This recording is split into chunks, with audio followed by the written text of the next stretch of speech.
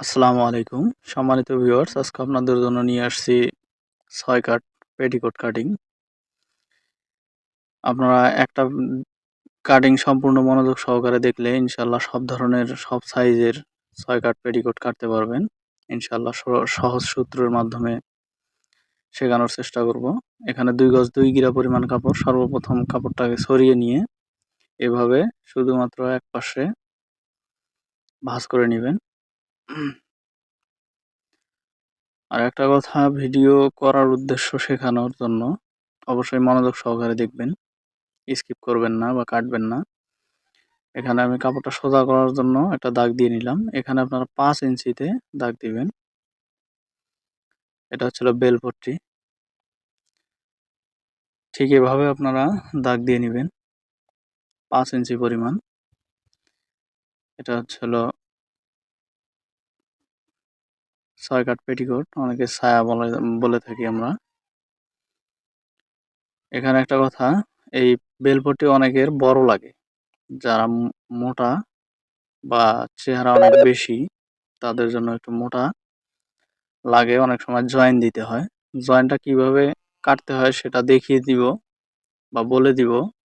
তবে আমি যেটা কাটতেছি এটা কোনো জয়েন্ট হবে না। এটা চেহারা কম আছে, এজন্য এখানে দেখতেছি ১৬ ইঞ্চি অর্থাৎ ৩২ ইঞ্চি, ১৬ দুগুণ ৩২ ইঞ্চি, এটা হলেই চলবে। আপনারা কখনো এখান থেকে কাটবেন না, আমি যেভাবে শিখিয়ে দিচ্ছি সেভাবে, যদি বড় করা লাগে এভাবে কাটবেন। এখন আমি পায়ের সাইডটা এভাবে নিলাম, ২ ভাঁজ করলাম। এবার কোন দিকে ২ ভাঁজ করছি সেটা ভালোভাবে লক্ষ্য করুন। এখন আমি দেখিয়ে দিব। আপনারা, এটা আছে আমার ৩২ ইঞ্চি, যদি জয়েন দিতে হয় তাহলে আপনারা এখানে ৩.৫ ইঞ্চি নেবেন। আবারও বলতেছি, এখানে ৩.৫ ইঞ্চি নেবেন। তবে আমার যেহেতু জয়েন দেওয়া লাগবে না, সেক্ষেত্রে আমি ১.৫ ইঞ্চি পরিমাণ নিচ্ছি ফিতার জন্য। আপনারা ৩ ইঞ্চি পরিমাণ নিয়ে এখান থেকে বেল্টের জয়েন্টটা বের করে নেবেন, যতটুক যার দরকার, যতটুকু ৩৮ করা লাগলে নেবেন জয়েন দিয়ে। এখানে ৩.৫ ইঞ্চি কাটলে ইনশাআল্লাহ ওইটার সাথে জয়েন হয়ে যাবে বেলপট্টির সাথে। আপনারা ৪০ ইঞ্চি পর্যন্ত বাড়াইতে পারবেন, ৪২ ইঞ্চি বাড়াইতে পারবেন, সমস্যা নাই। এটা আমি বেল্টের জন্য কেটে নিচ্ছি, অর্থাৎ ফিতার জন্য। আমার এটাতে কোনো জয়েন নাই। আর যারা ভিডিওতে নতুন তারা অবশ্যই আমার ভিডিওটিতে নিচে দেখবেন সাবস্ক্রাইব লেখা আছে, সেখানে প্রেস করে পাশে থাকা বেল আইকন প্রেস করে অল চাপ দিবেন এবং ভিডিওটিতে অবশ্যই লাইক দিবেন। অনেকেই আছেন যারা ভাঁজ দিতে জানেন না, অবশ্যই আমার হাতের দিকে খেয়াল করবেন আমি কিভাবে ভাঁজ করতেছি, মনোযোগ সহকারে দেখবেন। ঠিক এভাবে ৪ ভাঁজে ভাঁজ করে নিলাম। সুন্দরভাবে ভাঁজটা করে নেবেন যাতে কোথাও কোনো কুচি লেগে না থাকে। যদি কুচি লেগে থাকে তাহলে সুন্দর হবে না, অবশ্যই ঝামেলা হবে। এখানে দেখেন আমার সামনের দিকে এইভাবে ৪টা পার্ট খোলা অংশ, আমার ডান দিকে ওইভাবে ৪টা পার্ট খোলা অংশ, এখানে জয়েন্ট অংশ, এখানেও জয়েন্ট অংশ। আপনারা ঠিক এভাবেই বিছিয়ে নেবেন, তাহলে কাটিং করতে সুবিধা হবে। আবারও আমি সমান করার জন্য দাগ দিয়ে নিচ্ছি, কারণ সাইড আঁকা বাঁকা থাকে, আঁকা বাঁকা কখনো রাখবেন না, সোজা করে নেবেন।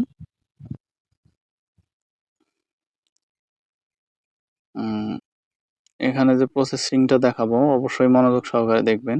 আমরা বেল পট্টিটা কিন্তু নিচে হচ্ছে হলো, দেখিয়ে দিচ্ছি, ১৬ ইঞ্চি অর্থাৎ ৩২ ইঞ্চি আছে, ডাবলে ১৬ ইঞ্চি। তা মনে রাখবেন ডাবলে এভাবেই মাপ দিবেন, ১৬ ইঞ্চি হোক, আপনার যদি ৪০ হয় তাহলে ২০। এটাকে আপনারা ৪ ভাগে ভাগ করে নেবেন। আমার এখানে ১৬ ইঞ্চি, ৪ ৪ ১৬, আমি ৪ ইঞ্চিতে দাগ দিয়ে নিব। ৪ ভাগের ১ ভাগ। আপনারা যদি বেলপট্টি ৪০ নেন তাহলে ৫, ২০ এর ৪ ভাগের ১ ভাগ।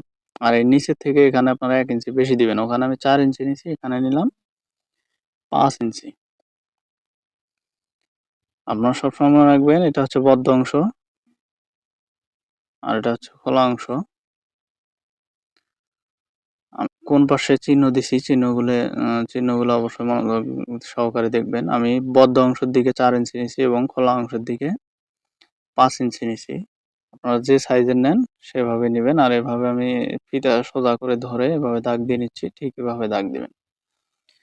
আবারও বলতেছি, আপনারা যে পাশে জয়েন্ট অংশ থাকবে সে পাশে আপনারা কোমরের বেলপট্টি যত নেবেন তার অর্ধেককে 4 ভাগে ভাগ করবেন এবং অপর দিকে আপনারা ওই 4 ভাগের 1 ভাগের 1 ইঞ্চি বেশি করে দাগ দিয়ে নেবেন। তাহলে সুন্দর হয়ে যাবে। আপনারা যেকোনো সাইজের নেন একদম একুরেট মিলে যাবে ইনশাআল্লাহ।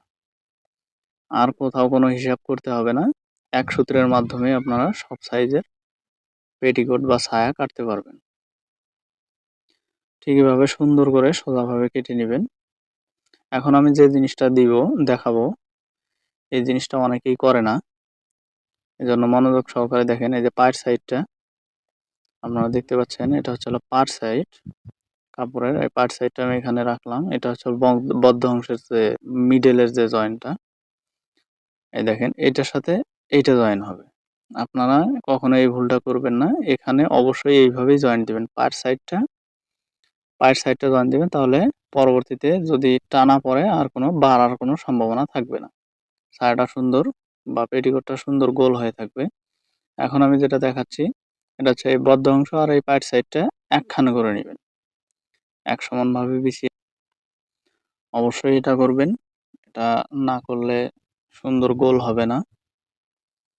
এভাবে সুন্দর করে বসিয়ে নিবেন যাতে সমানভাবে বসে। আর আমি জয়েন্টের বিষয়ে যেটা দেখালাম ওটা অবশ্যই মাথায় রাখবেন। আর এখানে আপনারা 1/2 ইঞ্চি বরাবর এভাবে রাউন্ড করে দিবেন। আপনারা শেপ স্কেল না থাকলে হাত দিয়ে সুন্দর করে রাউন্ড করে দিবেন। দিয়ে এভাবে কাটিং করে নিবেন। আমি যেভাবে কাটিং করে নিলাম। এখন যদি আমি এই আড়া সাইডটার সাথে পায়ের সাইডটা জয়েন দেই, একদম সমান হবে। আর আপনারা সেলাইয়ের সময় অবশ্যই পায়ের সাইডটা টান দিয়ে ধরে রাখবেন, আর আড়া সাইডটা টানা লাগবে না।